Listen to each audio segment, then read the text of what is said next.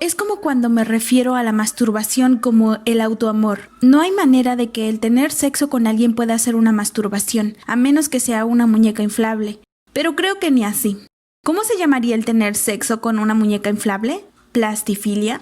No sé, pero definitivamente el tener sexo no es masturbación. Lo mismo es con la autocitación. Si tú no eres José Madero, no puedes autocitarme.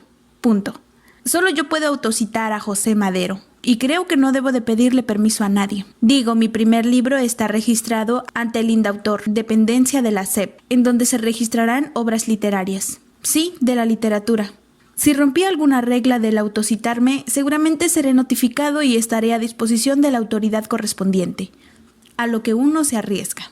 Como dice en la autocita de arriba, el primer roce que tuve con King fue gracias a una de tantas películas que han sido adaptadas a pantalla grande basándose en algún libro de su autoría. En este caso fue Pet Sematary. Ya leíste cómo lloré en mi cumpleaños y después cómo King volvió a vencerme con la película de It. Fue justo posterior al ver el filme del payaso diabólico que empecé a leer a este mi gran héroe. Como también ahí dice, el primer libro que compré de él, o que mi padre me compró porque en ese entonces yo no ganaba ni un peso, fue una colección de historias cortas llamadas Nightmare and Dreamscapes. Lamentablemente mi padre me lo compró mientras estábamos paseando en algún centro comercial aquí en Monterrey y el libro estaba en español, titulado Pesadillas y Alucinaciones, el cual aún conservo. Posteriormente empecé a leer sus libros en inglés, como debe de ser. Eso de leerlos en español no lo deberías de hacer.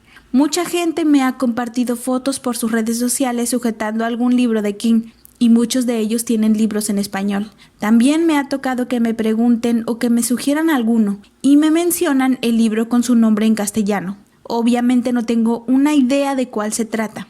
Por ejemplo, me ha tocado ver la traducción de The Stand como la danza de la muerte. En la historia de The Stand no hay un mínimo detalle que le pudiera dar la razón a su existencia al nombre traducido. Por favor, chavo, si eres tú uno de ellos, no leas libros traducidos. Se pierde todo el espíritu de la historia, el lenguaje usado por el autor, el léxico, los modismos, etc. Es horrible y te lo digo porque yo leí ya 2 de ellos. Este que te digo fue mi primer compra y otro que también me regaló mi papá del mismo King, su libro de no ficción titulado On Writing, pero yo lo leí con el nombre mientras escribo. Lo leí por compromiso porque mi padre me preguntaba todos los días cómo iba con la lectura. Ni modo de decirle, pues la neta no lo leí porque nalgueaste y me lo compraste en español. Ahí te encargo a la otra que sea en inglés. Gracias. ¿Qué clase de hijo sería yo? Fue por eso que me rifé y lo leí en mi lengua natal. Ya después, en vez de comprarme monitos de las tortugas ninja o de los luchadores de la WWF, cuando mi padre me llevaba a Estados Unidos de compras, me compraba un libro de King. Recuerdo que me compraba al mayoreo. Con unos 10 salí alguna vez de la tienda. Fue entonces que mis papás decidieron mandarme a estudiar a Wisconsin. Aquella aventura que ya la he platicado mucho de cuando tenía entre 12 y 13 años. Recuerdo haberme llevado 2 para allá. ¿Querían que aprendiera inglés? Bueno, pues me los llevé en inglés para que no anden con cosas a mitad del año de que me ando leyendo estupideces en español. En la clase de inglés nos encargaban mucho leer. Recuerdo haber leído The Hobbit, The Klein, uno de un corredor que se queda sin piernas que no recuerdo el nombre, y de repente nos daba chance de escoger uno nosotros de la vasta colección que ofrecía la biblioteca de Oakland Academy. Yo me sorprendí y saqué Misery, de Stephen King, de mi locker. Le quité la dust jacket, o sea, la portada que tienen los libros de pasta dura, para que nadie se diera cuenta qué libro estaba yo leyendo para mi reporte. Y todo fue felicidad. Fue un libro muy difícil de leer porque King plasma un libro dentro de otro, o sea, un metalibro. El personaje principal, el escritor Paul, es secuestrado por su fan número 1, Annie. Y este hace enfurecer a Annie cuando ella leyó su última novela sobre el personaje Misery. Te contaría, pero no te quiero arruinar la experiencia. Es ahí donde empieza todo el desmadre entre historias. King te pone fragmentos de los libros escritos por el personaje dentro de su propio libro, y eso hizo que mi pequeña mente de 12 años diera vueltas sin parar. Me voló la cabeza. Terminé el libro, hice mi reporte y por supuesto que la maestra me regañó y me cuestionó que de dónde saqué ese libro, pues la biblioteca por supuesto no iba a tener en sus muebles un libro de tal autor tan satanizado. De hecho, el mismo tomo del cual te estoy hablando lo acabé regalando vía mis redes sociales en agosto del 2015. Quien se lo haya ganado, ese libro viene de años atrás. Ojalá lo cuides. No contaban con mi astucia, pero yo tenía en mi locker esperándome el libro que todo mundo dice que es el mejor de King. It. Yo sé que ya había visto la película y ya sabía cómo iba a ir y a terminar, pero no me importó. Lo guardé para leerlo por placer y por razones ya explicadas lo iba a tener que hacer a escondidas. Era en versión paperback. No sé cómo ponerlo en español, pero no es de la pasta dura. Es tamaño pequeño y son como hojas de periódico. Mas decidí empezarlo a leer y nadie iba a detenerme. O eso pensé. Fui descubierto en un salón sentado solo leyendo mientras todos los demás estaban en misa por ser primer viernes del mes. Me encontró el encargado de mi sección, llamado Mr. Reynoso. Me confiscó el libro y jamás lo volví a ver. Apenas me encontraba alrededor de la página 100. No se me hizo justo, pues aparte de que me robaron algo de mi propiedad sin razón ni fundamento, me quedé picado en la historia de Derry. Sigo esperando a que me regresen la unidad. Pero hace ya varios años que conseguí la primera edición de It y ahora está orgullosamente en mi mueble donde tengo toda la colección. Ya de regreso en la ciudad de Monterrey y a mi vida cotidiana seguí leyendo sus libros y viendo las películas basadas en estos, las cuales son muchas y desafortunadamente 1 de cada 10 es buena. Hay tantas tan horribles que no merecen ser mencionadas aquí, pero lo voy a hacer como quiera porque no sabría con qué más llenar este vasto espacio blanco en la pantalla de mi computadora. No tengo tan buena memoria para recordar el orden de cómo fui viendo los filmes inspirados en la obra de King, pero te voy a hablar de las peores adaptaciones que he visto hasta el día de hoy. Yo creo que la más espantosa es la de The Mangle, la cual es una historia corta incluida en una colección de llamado Night Shift. Normalmente es muy difícil hacer una película que abarque 90 minutos basados en un cuento de no más de 20 páginas. Y entonces el director de esta película se dio la libertad de ponerle detalles que no tienen nada que ver con la historia original, destrozándola y dejando en ridículo su película y a todos los fans de King que tenemos que aguantar la carrilla de las personas que la ven sin haber leído la historia. ¿Cómo es posible que te guste esto? ¿Esta mierda de Stephen King? No sabía que tenías tan mal gusto. Gracias, Mangler.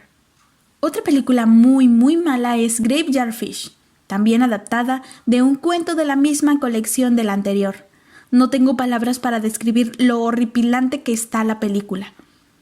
Dreamcatcher es una novela la cual inspiró el largometraje del mismo nombre, pero a diferencia de los 2 antes mencionados, este fue lanzado hace relativamente poco. Pero lo moderno no es equivalente a bueno. La historia se respetó, pero fue horrible cómo fue representando el libro en el filme. Pero bueno, el libro no es muy bueno para empezar y serte sincero. Es difícil hacer un omelette que sepa rico si los huevos están echados a perder. ¿O cómo iba el axioma? A diferencia de estas malas películas, tengo que decir que ha habido unas demasiadas buenas. Algunas hasta las he visto más de 5 veces porque en verdad disfruto de hacerlo. Stand By Me es un muy buen ejemplo de esto, adaptada de la novela corta llamada The Body, incluida en Different Season. Es un viaje de nostalgia este filme. Me recuerda mucho a mi niñez y a las travesuras que hacía con mis amigos cuando teníamos 12 años. El mundo era nuestro parque y no tomábamos muy en serio eso. También hay una muy buena llamada The Green Mile, la cual estuvo nominada a Mejor Película en los Oscars. Que no ganó, pero la nominación debe significar que la película debe de estar de perdido no mala. Yo creo que es de las adaptaciones más fieles al libro seriado del mismo nombre. Hay mucha gente que no sabe que The Shawshank Redemption es una película basada en la obra de King. La novela, también corta, se llama Rita Hayworth en The Shawshank Redemption. Si ya la viste, Rita es la chica que sale en el póster que Andy pone en su celda. No te diré más porque si no la has visto te la estaría arruinando. Esta película es considerada por muchos cinéfilos y gente que gusta del séptimo arte como la mejor de todos los tiempos. Si te metes a imdb.com, hay una lista de las mejores 250 películas basadas en gustos de los cibernautas de tal portada. Y Shawshank está en número 1 por encima de The Godfather y Lord of the Rings. Cuando le comento a la gente que es de Stephen King, por supuesto que no me creen, hasta me tachan de loco, pero luego la ponen y ven en los créditos iniciales que él escribió la novela, ahí es donde empiezan a tomar al escritor en serio. Yo pensaba que escribía puras cosas de miedo y de diablos. Pues me gustaría que escribiera mucho de eso, pero también escribe historias que te llegan al corazón y te dejan pensando. Hay muchas otras muy buenas que son también muy leales a los libros, como por ejemplo Misery Pet Cemetery, la que vi con mi papá en el cine en mi cumpleaños número 10, The Stand, etc. Una de mis favoritas de los últimos años es The Mist, también un cuento corto incluido en la colección Skeleton Crown. King usa dimensiones desconocidas con criaturas gigantes casi salidas de la obra Lovecraft y lo combina con situaciones extremas entre los humanos que en este caso están atrapados en un supermercado, escondidos de una niebla que cubrió al pueblo por completo, y en ella se encuentran estos monstruos que te digo. Tal y como The Walking Dead la hacen con los zombies, las cuales los escritores de esta serie usan a los muertos vivientes como simples obstáculos para los protagonistas en vez de ser protagonistas ellos mismos, igual lo hizo King con estas criaturas. No son el enfoque principal en la historia, solo dictan el ambiente y la situación para que los humanos se desenvuelvan y que reaccionen como normalmente lo harían en circunstancias precarias, como humanos. Aparte el final de la película, el cual es distinto que en la historia, es de los mejores finales que he visto en alguna película o serie. Recuerdo que me tocó verla en el cine, y cuando terminó y se prendieron las luces, la gente ya había abandonado la sala. Yo seguía sentado en mi asiento sin poder creer lo que acababa de ver. Tampoco te lo voy a contar por aquí. Te exhorto a que busques la película y la veas. Te diría que leyeras la historia, pero estamos hablando del final en el filme. Ve, búscala, réntala y disfrútala. Me agradecerás al final. El debate más grande sobre películas basadas en libros del señor King es la hecha ya por Stanley Kubrick, en su novela The Shining.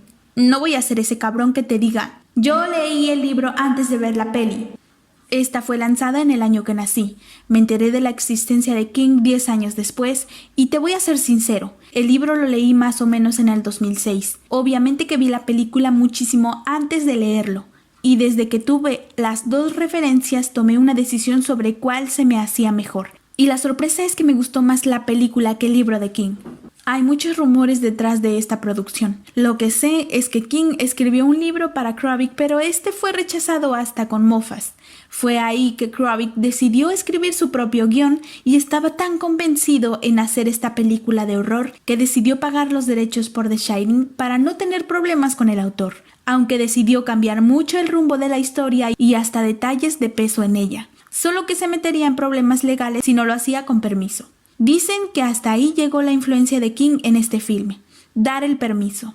También dicen que King no se apreció jamás en la filmación y que por supuesto que odia la película con todo su corazón, tanto que decidió años después escribir el guión de una miniserie de 6 horas para la televisión, solo que ahora sí perfectamente leal al libro. La vi y después me aburrió.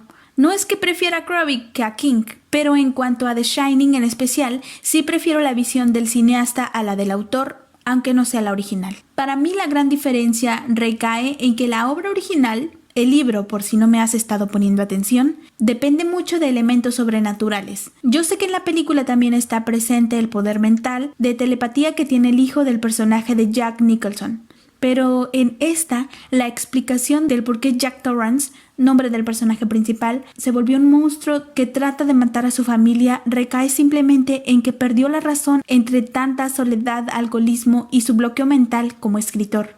En el libro la explicación es que el hotel lo poseyó. Sí, el hotel lleno de fantasmas y poderes sobrenaturales posee a Jack y le ordena matar a su familia. La verdad, soy muy fan de lo sobrenatural, pero hay límites. Kubrick trata de mantener los pies en la tierra dentro de lo que cabe. Te exhibe todo a la espiral decadente en la cual se envuelve Jack, junto con alucinaciones y todo lo que acompaña a un demente. Y le echa la culpa simplemente a la mente humana y su fragilidad. Ese detallito del final de Jack, liderado una fiesta elegante en un salón tomada en los años 20, apesta a que fue un capricho sin razón del director para dejar pensando al público en alguna explicación sin raciocinio, y estoy seguro que solo la puso ahí como una jugarreta. No te contaré los finales ni del libro ni de la película, pero te puedo decir con firmeza que prefiero la historia contada en la pantalla grande que en la cuartilla pequeña. Sé que es una blasfemia para los kingsistas, pero me considero lo fan suficiente de este señor como para tener mi propio punto de vista objetivo. Los genios también fallamos. a veces. Los protagonistas de la historia de King no son más que personas ordinarias en situaciones extraordinarias. Eso es lo que le da este toque maestro a sus libros. Son personas como tú y como yo que tienen la mala suerte de cruzarse en el camino de algún ser maligno o alguna maldición. Toma el caso de Paul Sheldon, en Misery, escritor secuestrado por su más ferviente fanática. En Gerald's Game, una mujer se queda esposada a la estructura de una cama después de que su esposo muere de un paro cardíaco en medio de una sesión de sexo juguetón. En Selmstad, un pueblito común y corriente es robado de su tranquilidad consuetudinaria al ser conquistado por un vampiro añejo. En The Dead Zone, un profesor de preparatoria sufre un accidente automovilístico, queda en coma por 4 años y al despertar tiene el poder de ver el futuro y el pasado de la gente con solo tocarlos. Y es ahí cuando entra a la jugada la tan famosa pregunta hipotética: si tuvieras chance de matar a Hitler antes de que se convirtiera en Hitler, ¿lo harías?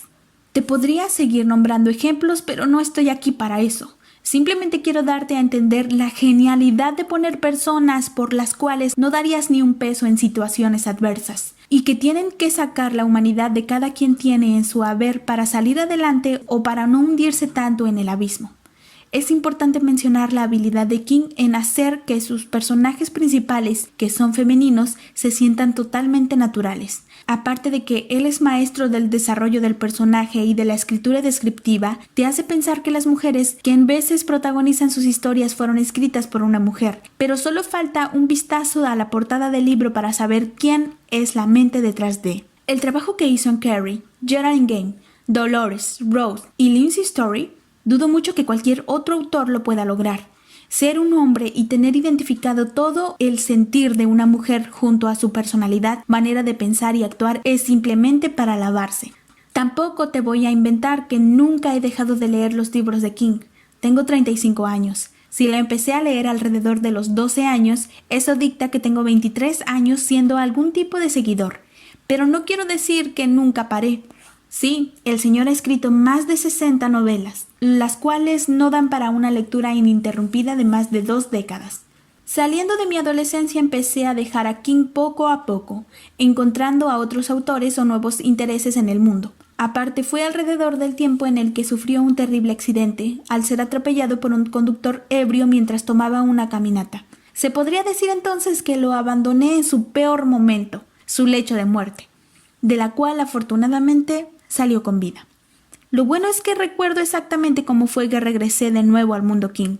Tenía enfrente de mí un viaje muy largo en avión. Iba a visitar a mi hermano que estaba viviendo en Sydney, Australia. Te cuento la razón de por qué el viaje tan largo que tuve que hacer. Sabía que Australia estaba al otro lado del mundo, pero para hacer el viaje lo más rápido posible, la ruta idónea sería Monterrey a Los Ángeles, que es un vuelo de 3 horas, y posteriormente conectar de Lax a Sydney, que es un trayecto de otras 15 horas, dando un total de 18 más la espera que te aventarías en Los Ángeles entre vuelos. Lamentablemente mi visa americana se acabó de vencer y desde que pasó lo de las Torres Gemelas en el 2001, Estados Unidos reforzó exageradamente su seguridad en aeropuertos y aunque solo pises el país con la meta de conectar con un vuelo que te lleva a otro totalmente diferente, necesitas a fuerza visa de turista. No hay manera de que puedas conectar en el aeropuerto gringo si no cuentas con ese documento. Como yo carecía de tal, tuve que planear mi viaje sacándole la vuelta a la Unión Americana.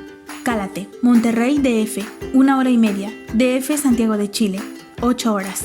Santiago, Nueva Zelanda, 13 horas. Y Nueva Zelanda, Sydney, 3 horas. Para un total de 25 horas y media de puro vuelo. Súmale la estancia en cada conexión y fácil hice 30 horas de viaje.